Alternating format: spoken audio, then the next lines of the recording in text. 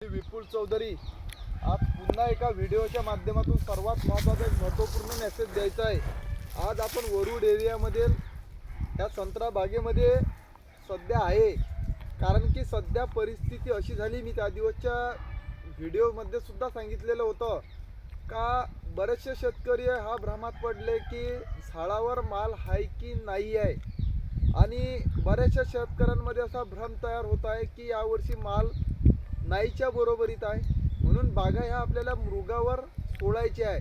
त्या कारणास्तव बरेचसे शेतकरी पॅट्राबुट्राझोल यासारखे मॉलिक्यूल आपण तिथं फवारणी घेत आहोत। मी तुम्हाला अजूनही सांगतो की अंबिया फुटलेला भरपूर होता, गळणी मात्र भरपूर झाली, परंतु मी तुम्हाला सांगतो या वर्षीसारखी एवढी या 6 वर्षात फसल नव्हती, एवढी फसल यावर्षी आहे, कारण की चांगल्या पद्धतीनं अंबिया बाराची फसल आहे आणि ती परिस्थिती आपल्याला डोळ्यांसमोर दिसून राहिली।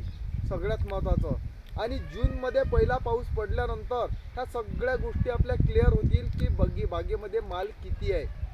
परंतु बरेचसे शेतकरी मृगाचं व्यवस्थापन करत आहे, आणि नेमका सर्वात महत्त्वाचा विचार पडला की काय व्यवस्थापन करायचं। दरवर्षी आपण करतो ते पद्धत करायची की वेगळं काहीतरी करायचं। मी तुम्हाला सांगतो वेगळं काहीच करायची गरज नाही आहे, की दरवर्षी ज्या पद्धतीने आपण आपल्या जमिनीचा अभ्यास व्यवस्थापन करतो, जमिनीला जी भारीची जमीन आहे, मी आजही सांगतो की भारीच्या जमिनीला तुम्ही अजूनही तानावर सोडलं नसेल तर तानावर सोडा, हलक्या जमिनीला आता इथून इकडे तानावर सोडा, मध्यम जमिनीला सुद्धा तानावर सोडा। जर तुमच्या याच्यात अंबियाची फसल आहे तर ही बाग तानावर सोडा, कारण हा ताण सर्वात महत्त्वाचा आहे। हा तानावर पूर्ण पावसाळ्याची भिस्त आहे, म्हणून बाग हे तानावर सोडा। झाडाच्या पानाची अशी नाली पडली पाहिजे, पान नरम राहायला पाहिजे, आणि ती परिस्थिती होणं ही गरजेचं आहे। आपल्याला मृगबार घ्यायचं आणि प्रॉपरली आंब्याचं नियोजन करत आहे तरी सुद्धा बाग तानावर ठेवा। 2-2 तास 3-3 तास ड्रिपचं पाणी ही बंद करणं गरजेचं आहे, तुमचं संतर खाली येणे नाही, हा महत्त्वाचा विषय आहे। आणि मृगाचं व्यवस्थापन करायचं आहे, तिथं तुम्ही पॅट्राबुट्राझोल टाळता, तिथं जर सरळ मी तुम्हाला अंबियाच्या वेळेस सुद्धा सांगितलं, गेल्या 4 वर्षापासून सांगत आला, आज सुद्धा तेच विषय सांगतो की अशा परिस्थितीमध्ये, अशा वातावरणामध्ये, अशा क्लायमेटमध्ये जे ओरिएंट फॉस्फरस मी तुम्हाला सांगितलं की ज्यामध्ये phosphorus, active phosphorus plus organic carbon 5% असं कॉम्बिनेशन, का जे मारल्यानंतर झाडाच्या पानाची हलकीशी गुंडाळणी होईल, अंबियाच्या पानाला 1% नुकसान होणार नाही, उलट झाडाच्या फळाच्या चमकमध्ये फरक पडून जाईल, आणि तिथं पानगळ होऊ देणार नाही। तशीच या वर्षी पानगळ भरपूर झाली। आज तुम्ही या बागेमध्ये सुद्धा पाहू शकता की पानगळ मात्र खूप प्रमाणात झालेली आपल्याला दिसून आलेली आहे। बागेंवरती एवढी अथोनात 3 वेळेस यावर्षी पानगळ झाली। आता या 15 दिवसा बागेमध्ये भरपूर पानगळ झाली, बरेचसे पानं खाली आली, झाडावर पालवी एकदम कमी प्रमाणात दिसत आहे आपल्याला। परंतु आता जूनमध्ये जे पाणी येईल, मृगाच्या नवतीमध्ये झाडं चांगल्यापैकी पानांच्या संख्येने भरून जाईल, परंतु त्या पद्धतीचं व्यवस्थापन आपल्याला तिथं करणं गरजेचं आहे। अंबियाच्या संत्र्याला आता कुठल्याच पद्धतीची फवारणीची गरज नाही। तुम्हाला मृगाचं नियोजन करायचं आहे तर अशा पद्धतीनं अंबिया प्लस मृगाचं तुम्ही नियोजन करू शकता। ज्या शेतकऱ्यांकडे अंबिया काहीच नव्हता, प्रॉपरली मृगाचं नियोजन करायचं आहे, मी त्या सर्व शेतकऱ्यांना सांगतो हे 14 तारीख जाऊ द्या, 14 तारखेनंतर थोडंसं पावसाचं वातावरण सांगत आहे, 14 तारखेनंतर तुम्ही फॉस्फरसच्या फवारणीचं व्यवस्थापन करू शकता। 3 ml पर लिटरच्या हिशोबानं फॉस्फरस मारा, जे पानाच्या हलकीशी गुंडाळणी करेल आणि पानगळ तिथं होणार नाही, हा सर्वात महत्त्वाचा विषय आहे। आता जे पानगळ झाली नॅचरल जुनी पानगळ झाली, ह्या डिसीज स्पॉट नाही, हा थ्रिप्समुळं झालेली पानगळ नाही, हे माईट्समुळं झालेली पानगळ नाही, हे नॅचरल पानगळ आहे, आणि हे बदलत्या वातावरणामुळं झालेली पानगळ आहे। म्हणून त्या अनुषंगाने तिथं व्यवस्थापन करा।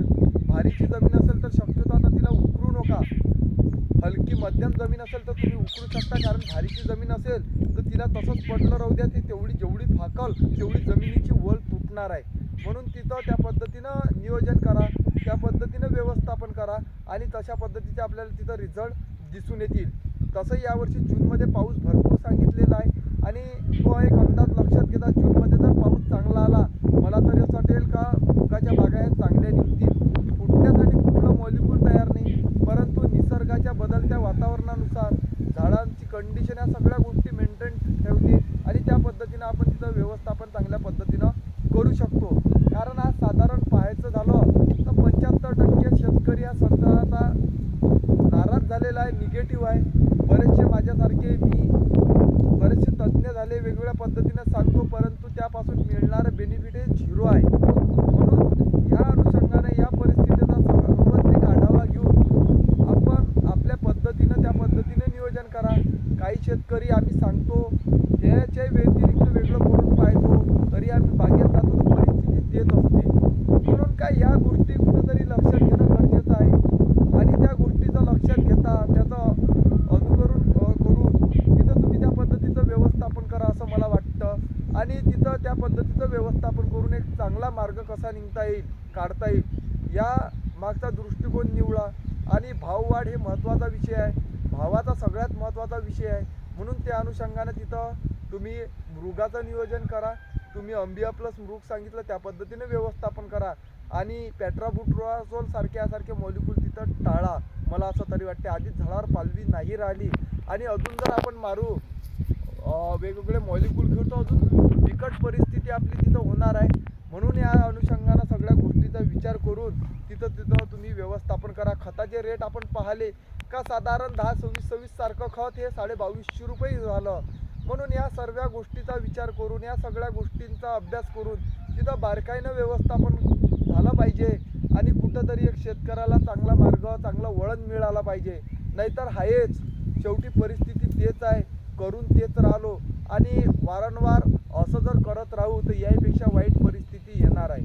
म्हणून या अनुषंगानं नियोजन ठेवा, या अनुषंगानं पाण्याचं व्यवस्थापन ठेवा, या अनुषंगानं कुठल्याच तज्ज्ञाची माझी ट्रीटमेंट घेण्याची गरज नाही, परंतु फक्त त्या पद्धतीनं चाला, पाण्यावर व्यवस्थित भर द्या, पाण्याचं व्यवस्थित नीटपणे बारकाईनं व्यवस्थापन करा आणि त्या पद्धतीनं तिथं तुम्ही बारकाईने नियोजन करू शकता आणि या पद्धतीचं आपल्याला तिथं चांगल्या पद्धतीचं बेनिफिट मिळू शकतं. आणि या बागेमध्ये उभा आहे, वरुड एरियामधली बाग आहे, परंतु फसल चांगली आहे. बरेच सांगते की त्याही शेतकऱ्याला जिथे मी बागेमध्ये उभी आहे ह्याही शेतकऱ्याला आंबिया दिसत नाही, पण मी सांगतो का हे पूर्ण लपकणारी बाग आहे आणि माल भरपूर या बागेमध्ये आपल्याला दिसून आलेला आहे आणि ही परिस्थिती राहणं आहे. म्हणून त्या अनुषंगानं त्या परिस्थितीला लक्षात घेता त्या पद्धतीनं नियोजन ठेवा आणि त्या पद्धतीनं मृगाचं सुद्धा तुम्ही नियोजन करू शकता. धन्यवाद.